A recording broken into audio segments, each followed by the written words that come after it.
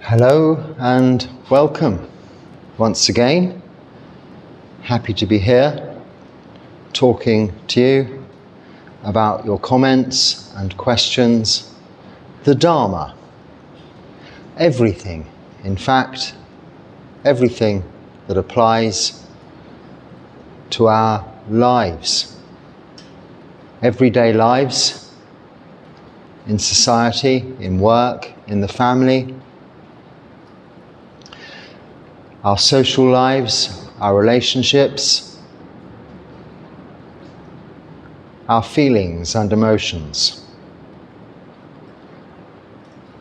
This equally applies in lay life as lay practitioners with this Buddhist practice of sila, moral virtue, samadhi, meditation, and panya, wisdom, as it to those living this monastic life in monastic communities, either monasteries or a solitary life, as I am here alone in this kuti in Sri Lanka, but now talking to you from the meditation hall, newly complete and resplendent, thanks to your generosity.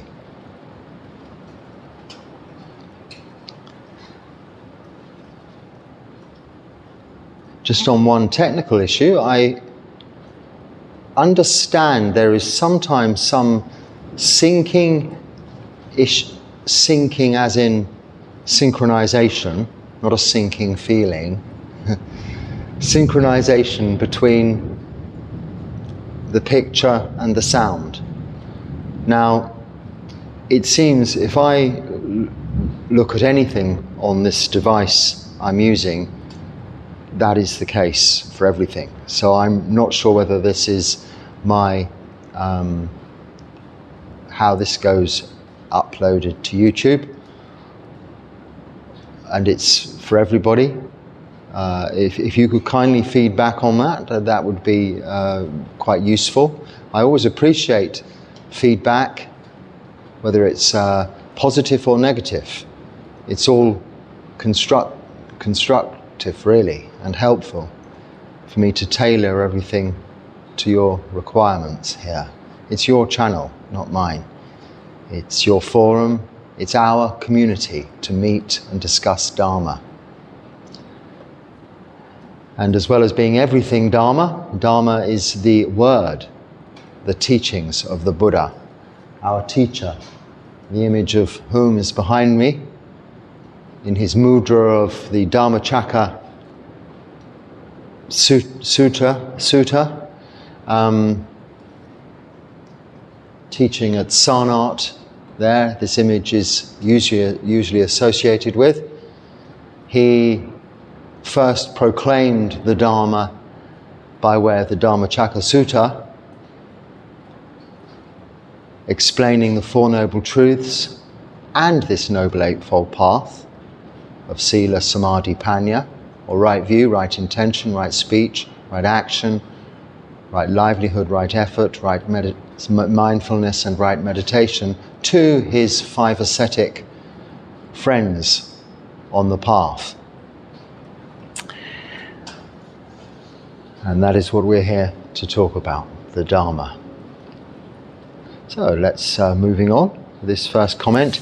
So if you could let me know if you have any suggestions as to how to stop this problem with the synchronization of sound and picture, if it's at all important, then your recommendations, advice would be much appreciated.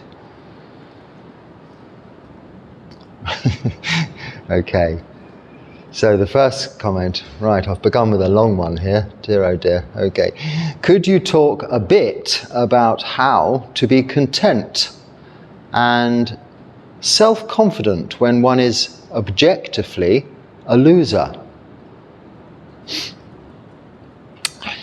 I don't mean in a self-hateful way, but like someone who has aversion to work, so is either in low-paying jobs or unemployed, has very few characteristics attractive to the opposite gender, and does nothing much productive in life.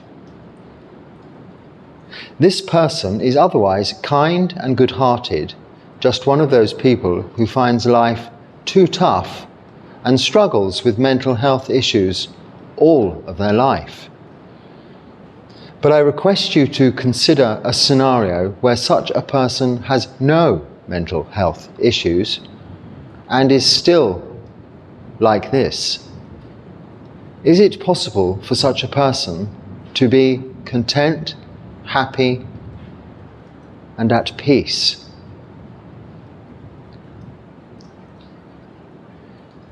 So, in answer to the question there, which I have found amongst the rest of the description, the answer is yes. If you were content with being as you are, rather than wishing you were otherwise, or if you were able to accept that you are as you are, rather than wishing you were otherwise, you would be content. And it is this that in that first Dhammacakka Sutra, this explanation of the Four Noble Truths and the description of the practice of the Noble Eightfold Path, that the Buddha teaches us how to be content with the way things are, neither living a life of luxury or a life of austerity. This sutta teaches the middle path, the middle way, something in between, or just right. We have a story for children, where I come from, about the three bears, Goldilocks and the three bears, where she visits their home, being lost in the forest, and discovers the porridge. But first she discovers the chairs. One is too soft, one is too hard, and one is just right. The porridge, one is too sweet, one is too salty, one is just right. And after that feast goes to bed, finding the bed. One is too hard, one is too soft, and one is just right. It is that just right, or justness, that the middle path, the middle way, is pointing us towards. And you state, objectively, a loser. What is objectively? It is your judgment, is it not? Even if others are calling you a loser, that does not matter. If everybody is calling you a loser, that does not matter.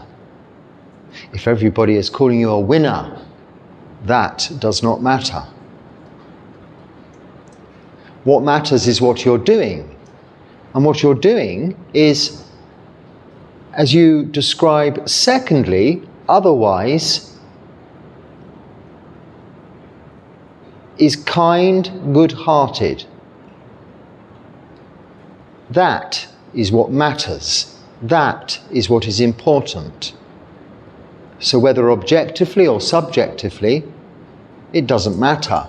If you are behaving in ways of body, speech, and mind that are kind and good-hearted, then you are following that middle way, that path, the Noble Eightfold Path.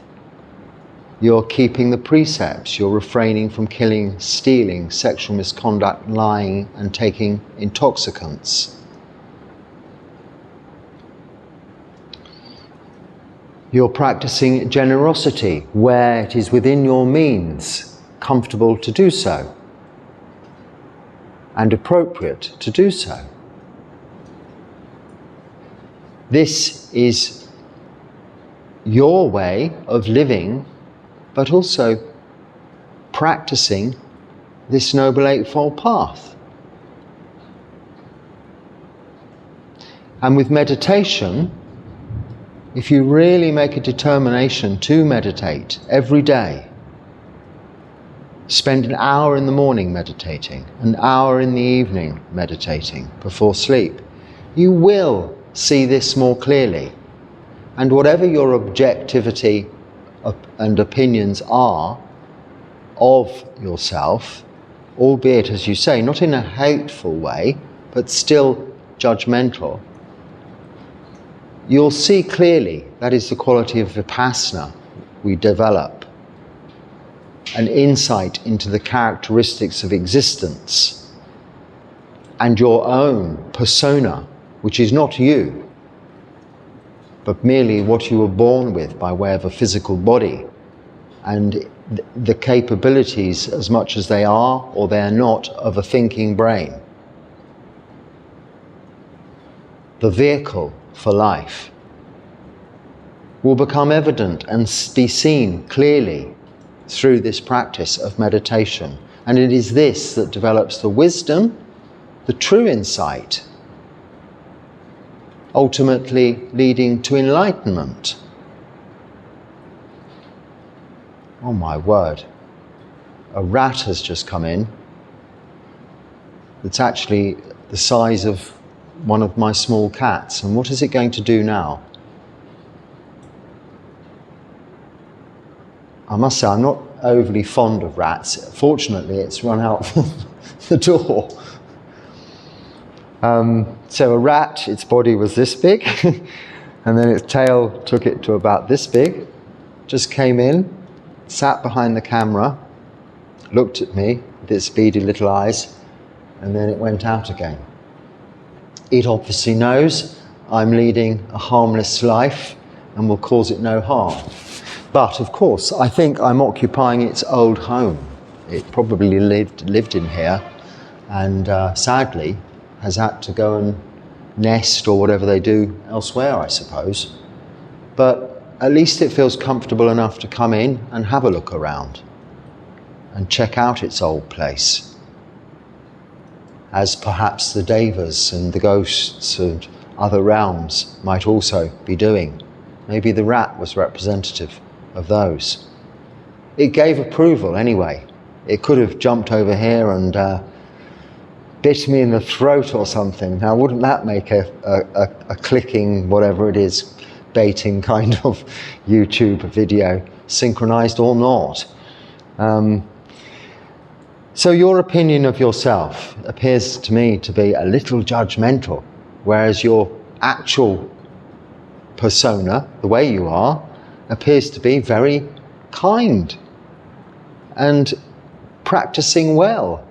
You're good-hearted. That means you have compassion, I would understand from that.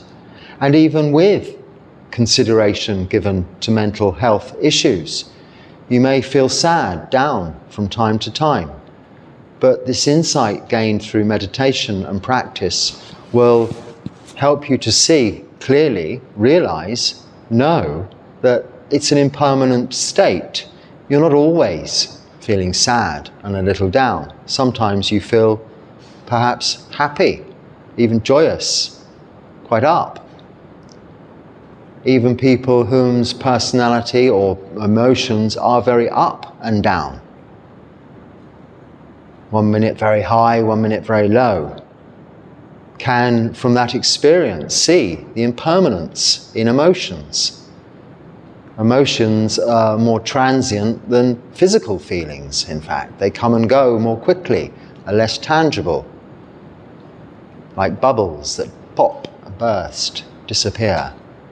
And this becomes evident through practice. You're keeping precepts, practicing meditation. This all becomes clear.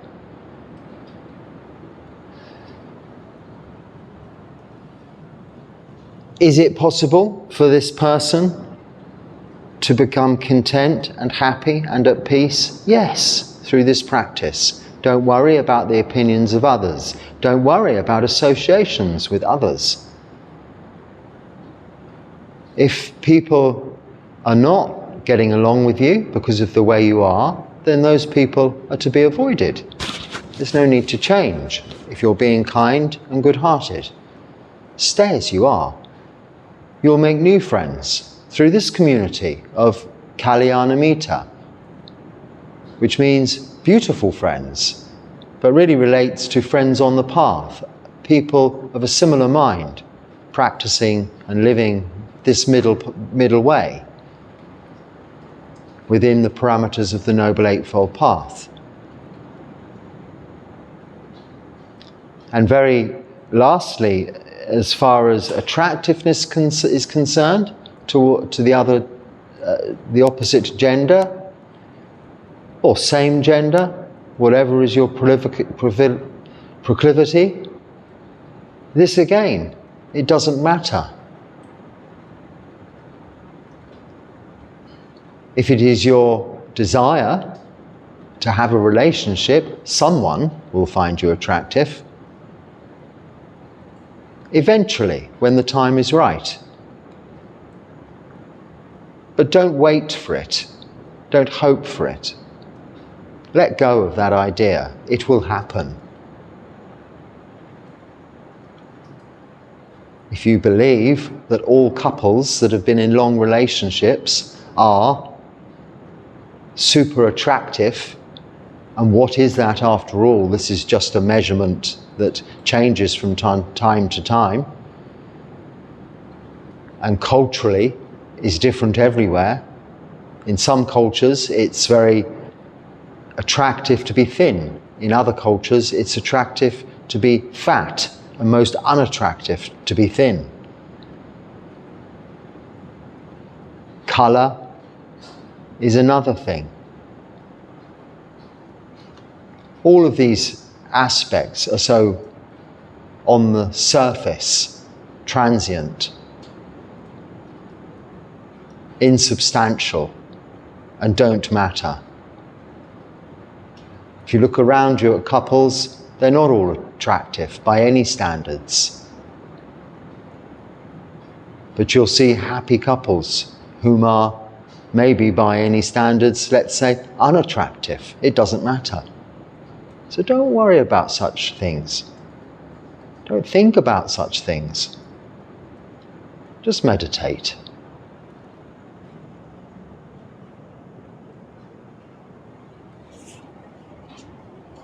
Well, the long ones are coming out today.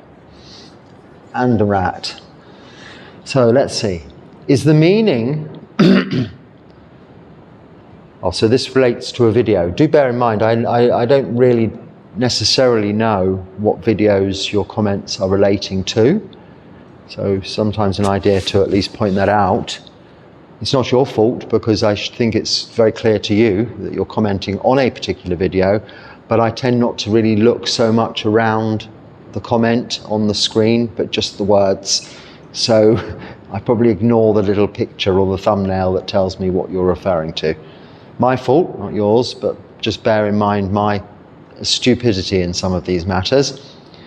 Is the meaning that we are all the same awareness, the description of when you reach samadhi or jhana, where you have no sense of ego or self, and it's that state of awareness of what is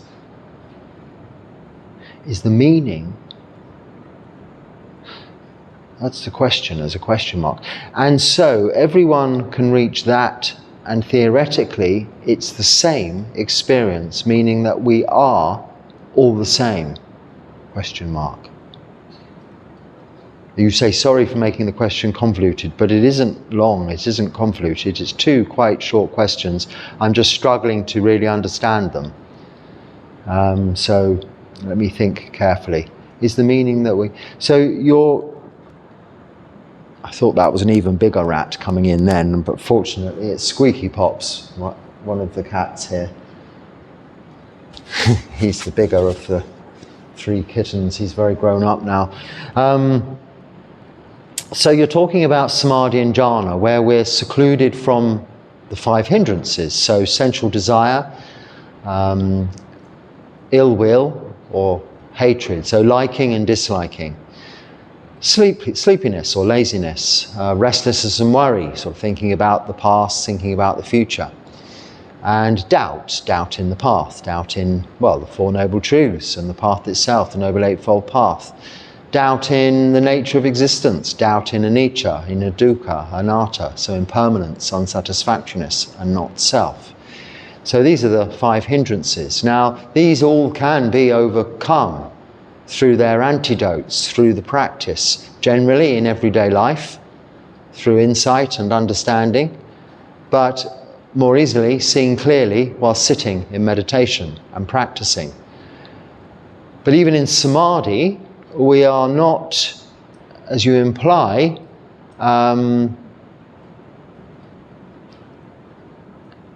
completely not having a sense of, I don't say ego or self particularly, I say self, yes.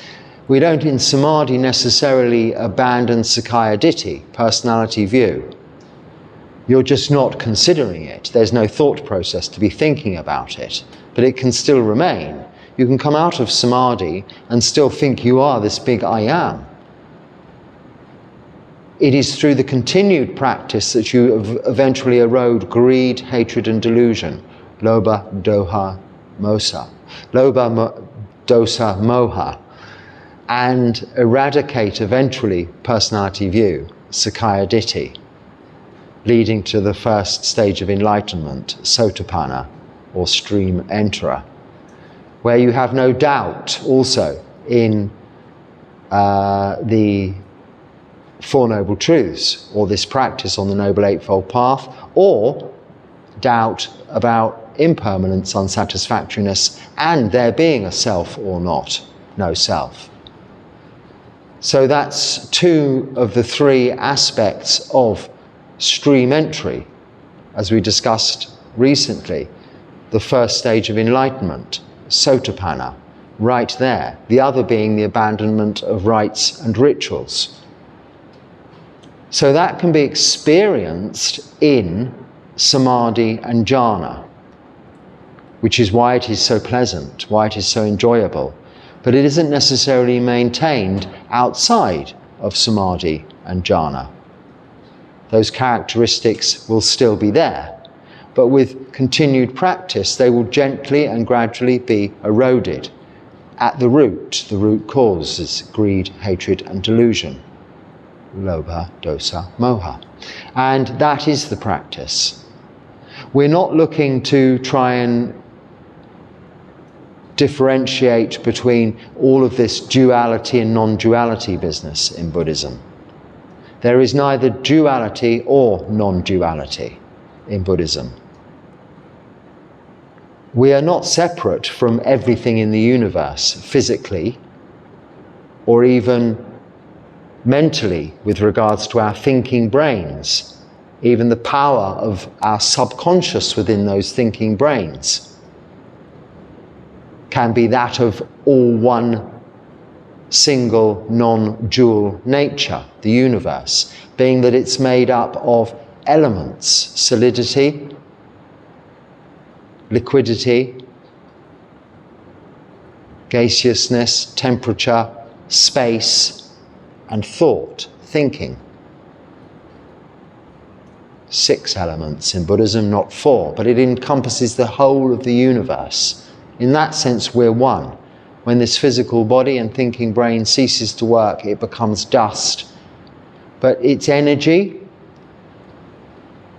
everything within it, will only transfer elsewhere. You cannot make energy, you cannot destroy energy. This is something that's understood in physics by physics people. They're not physicians, are they? That's medical doctors, but anyway, physics people. So in that sense, it just transfers and moves around. So we're already all one. But that which knows that is the which is subject to rebirth, the citta, the mind, let's call it, if we have to use a word, which is just a word. I tend to use the word mind as something quite different to the word brain. The thinking brain that does all of its things to make this body and thinking brain and this life work is part of these 5 khandhas. body, feelings, recollection, mental formations, and sense consciousness. All we see, hear, smell, taste, touch, and think about in this existence all comes from this physical body and thinking brain. But that which knows of that experience is the mind, that observer, that witness. You can put, through this practice in meditation, in samadhi and jhana, a little distance between that mind and the rest. That mind and the 5 khandhas. So for that time, there is no self. But we're not all the same. Each and every citta has its own karma, is responsible for its own karma. Karma is actions and is the causes and conditions, for which the Pali word is paccaya, that we're putting in place by our actions of body, speech and mind, by the use of these 5 khandhas as just mentioned. How we apply ourselves, what we do, keeping sila, practicing meditation, developing wholesome mind states, reducing unwholesome mind states. That determines the next moment, the next future, the next rebirth. Body, physical body, thinking brain, for that mind, that citta to occupy.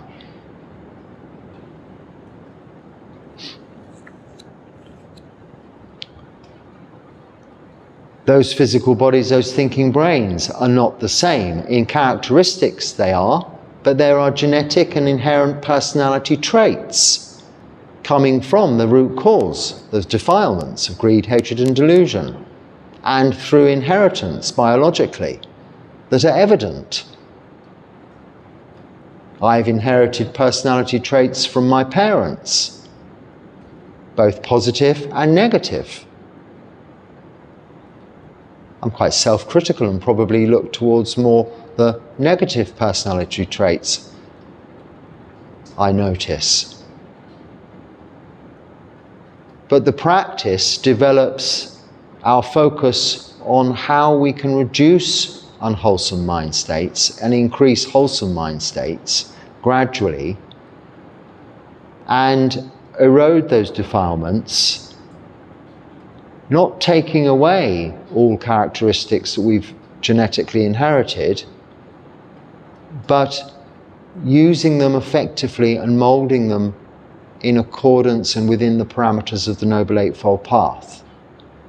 To not become all the same like robots, characterless, personality-less people repeating doctrine. No. It is brainwashing the Dharma in the sense it's cleaning our brains, opening our minds, but it's not filling them then with doctrines and demands of you should be like this, you should be like that. Even the precepts are not saying thou shalt do this, thou shalt do that.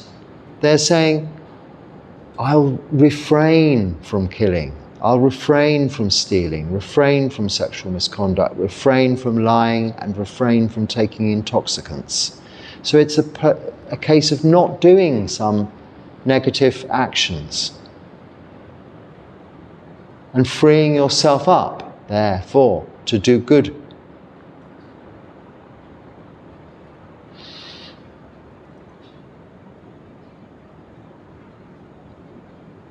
The experience, and whether or not it's the same, is coming from a place of your own perspective, which is influenced by those characteristics of the 5 khandhas, and therefore may be viewed one way by a person and a different way by another.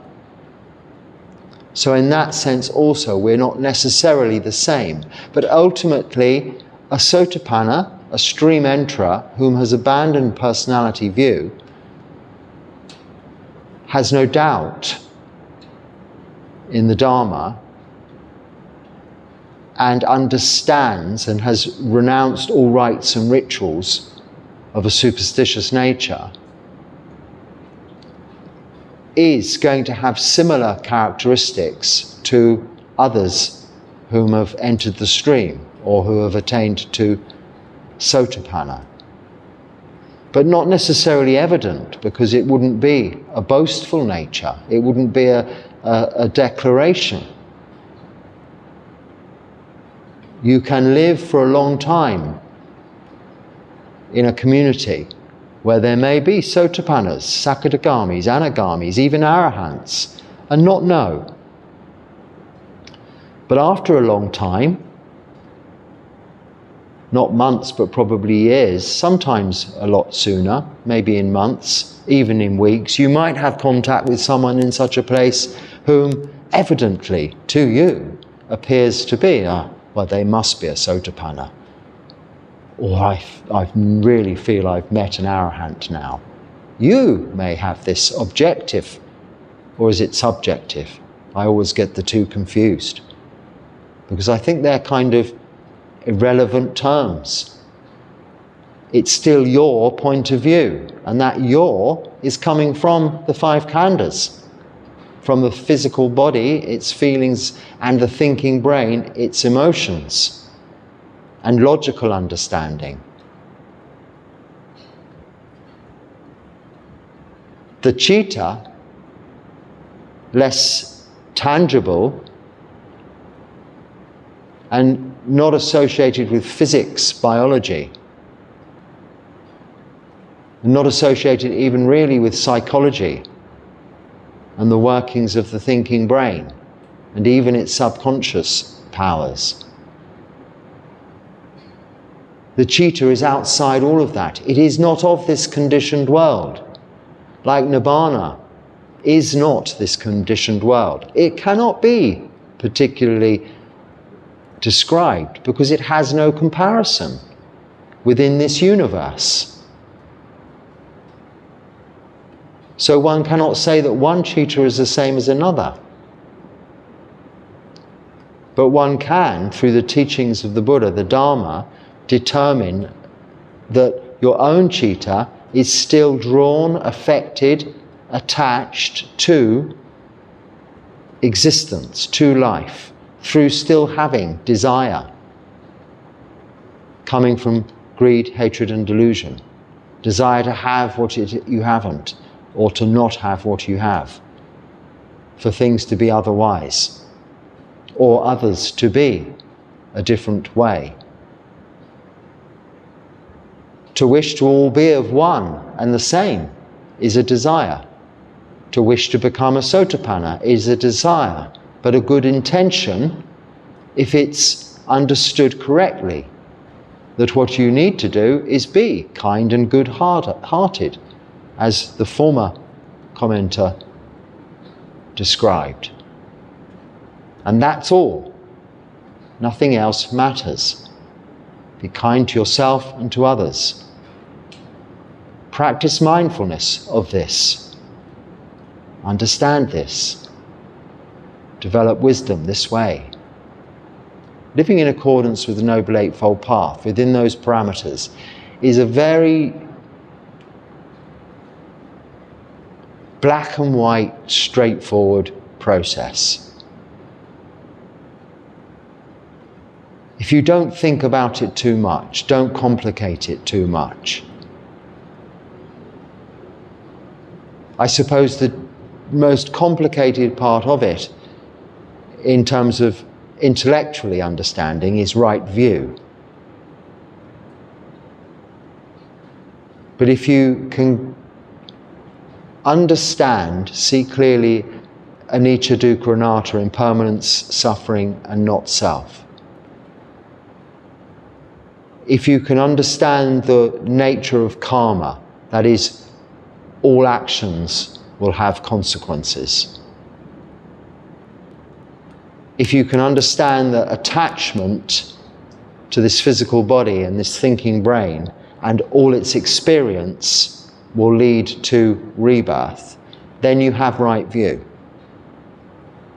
And then the hardest to apply in terms of activities, I would suggest, is right speech. Because even if the words don't come out, albeit it's not breaking any precepts, your thoughts are still speech, aren't they? You can admonish yourself, you can criticize others without even saying anything, through speech in your head. And this comes across in your mannerisms, in your tone, in your behavior, your characteristics.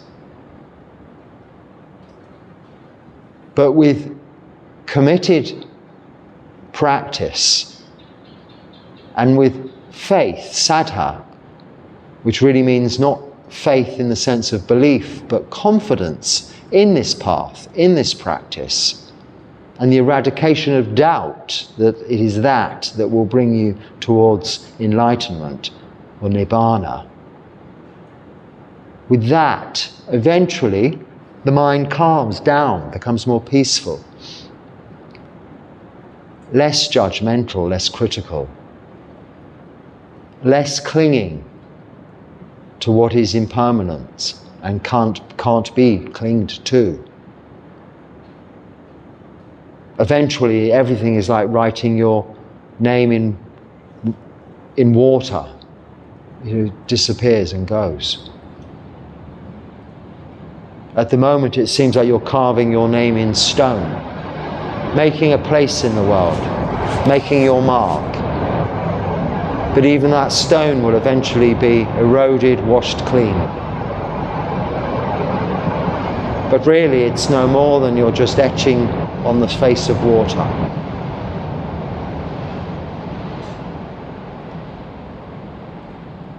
But what goes on and on, the citta, our mind, through successive rebirths, time and time again, through ignorance of this practice, through not understanding what we need to do, the work we have, which is simple to understand, but perhaps because of its simplicity, disregarded, put aside. Well, it's too easy that, isn't it? Live a simple life and be kind to others and just meditate. No, I need to read a big book, and if there isn't one, I'll make one. I'll write a huge thesis. Maybe I'll get a qualification, a PhD in such and such for writing this thesis. Then I really will be someone. I'll be Dr. someone or Professor someone.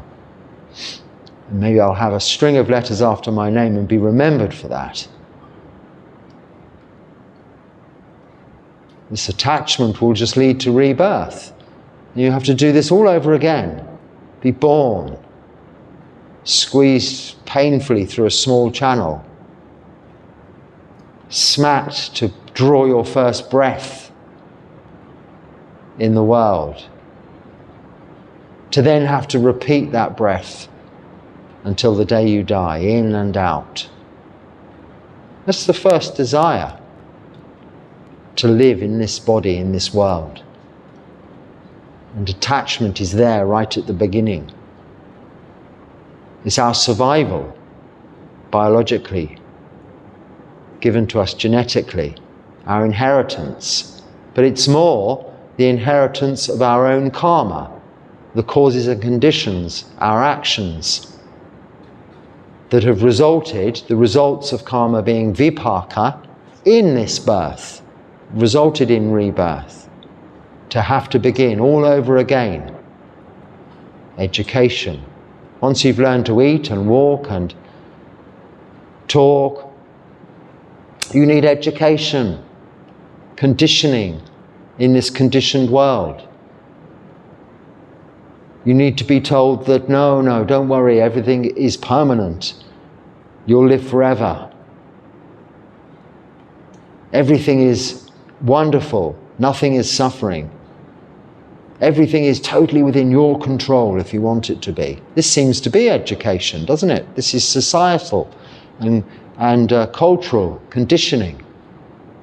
This isn't the Dharma. This isn't what the Buddha teaches us. You're here by way of your inheritance, your karma. You are the heirs to your karma, the benefactors of your karma, or the beneficiaries of your karma. So through these teachings we come to learn, we just practice moral virtue, sila, and meditation to develop wisdom, but also to enjoy this life. As soon as we let go of that clinging to the conditioned things, by seeing their impermanence, unsatisfactoriness, and lack of controllability, we relax.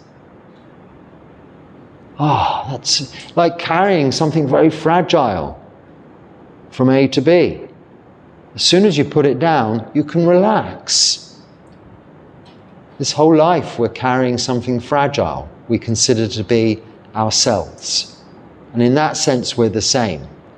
But when we put that self down, we let go, then we're free. But not of this conditioned world, so without comparison. There is no word or meaning in the word same outside of this conditioned realm. So I hope I've taken from your 2 questions there, the correct meaning. If not, forgive me, and please feel free to rephrase your question and ask again. So what's this? Is this 1 question or 2? I see, 1. I have wanted to become a monk for about 13 years. Wow. I receive a disability check for schizophrenia because I hear voices, but I'd love to give up the money for monastic life. I keep coming back to these thoughts, and I don't know if it's even possible for me, but there is a monastery in the northern Mississippi, and I wonder how to become a monk. You know? ? Well, I would suggest you go and visit if you can. I don't know where you are, but if you have a monastery nearby, that is the first step. Go and visit them. Be absolutely open. Talk to them. If you take medication, if you have a mental health condition that is diagnosed and you're prescribed medication, then explain that to them, and they will either say, yes, you can ordain here, or they may invite you to just stay for a while. Now, regardless of which monastery, where it is, or whatever their terms for accepting candidates, let's say, for ordination are, normally it is a requirement that you go and stay there for some time anyway, as a lay practitioner. And this, whether it is the case or not, I would always recommend. You need to test the water. So by going to stay and live in a monastery, you don't need to give up your, your check, your disability allowance, or whatever it is. You don't need to stop taking your medication. And if you're hearing voices, you can continue to listen to them. They may become more subdued, living in that environment. And this is, after all, what you're looking to really find out, isn't it? Now, will living in a monastic community, living in a monastic environment, exacerbate your condition or help to ease your condition? Now, I've heard, and I've no experience of this, that sometimes intense meditation practice can aggravate certain mental health conditions. So just be aware of that and be careful. Living in a monastery doesn't necessarily entail intense meditation practices. In fact, to the contrary, more often than not, living within community, living within a monastery, is more about practicing mindfulness in all of your daily activities, developing humility to let go of outside life, your outside previous life, who you believe you are, what you were, letting go of all of that and just doing the jobs that need doing. Often menial tasks that require your dedicated, mindful and diligent attention. Your responsibility might be cleaning the sala floor. Now you do this absolutely 100%, dedicating all of your focus on that activity.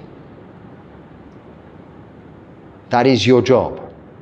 Disregarding anything that you might know about cleaning floors that you've brought with you, and doing it just the way you are shown and taught and trained to do it. Whatever you might think of that way, it may be the most inconvenient or, in your opinion, incorrect way of doing things. You may have a better way of doing it, but that's not why you're living in that community. You do it their way. It's been tried and tested for generations, decades, millennia even. And you develop this sense of humility.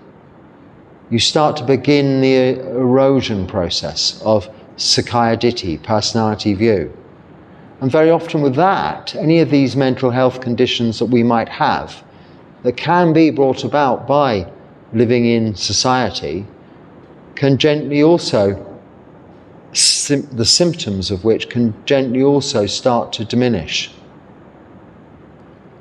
So maybe by being open and speaking to the necessary people at the monastery you refer to, or any other monastery for other people with similar experiences, in the first instance, they will be able to guide you.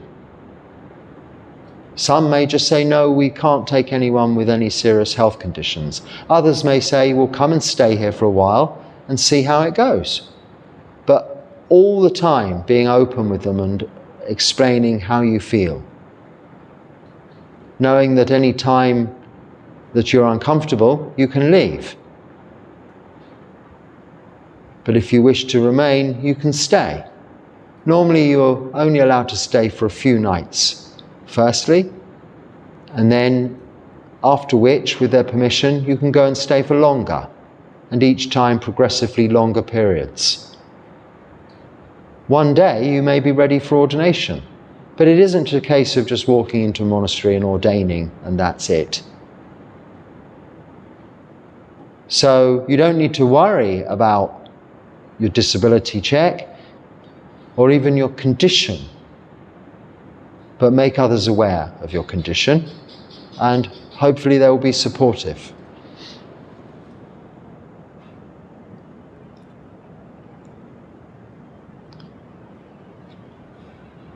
And someone else with the same condition has to visit the doctor once a month. How would that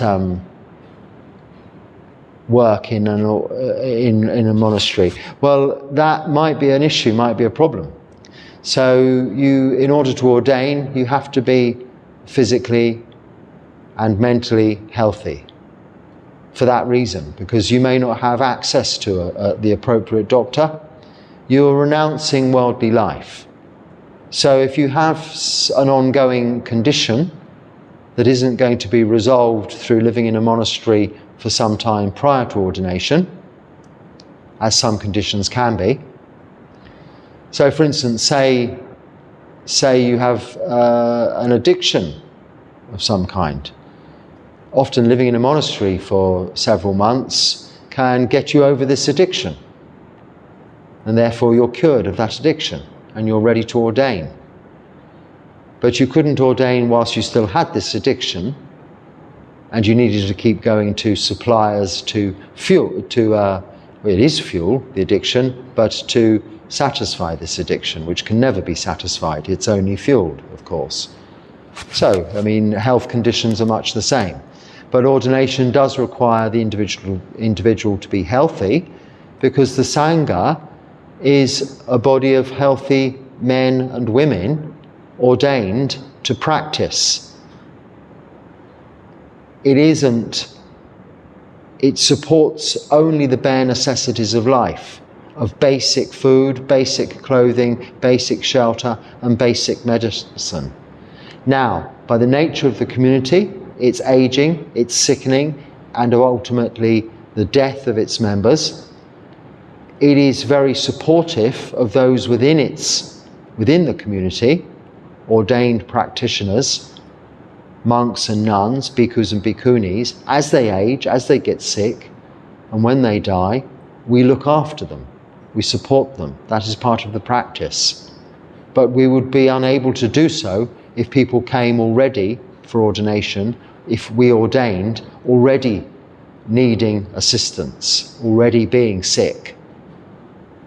We would be another kind of institution. We'd have to be just supporting and looking after each other. So it wouldn't be focused on practice. It would just be care.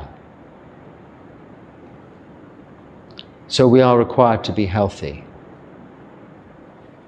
But each and every monastery has its own conditions, so you need to talk to one that's local to you, or wherever you're considering ordination, and ask, with regards to your specific needs, what they can do for you.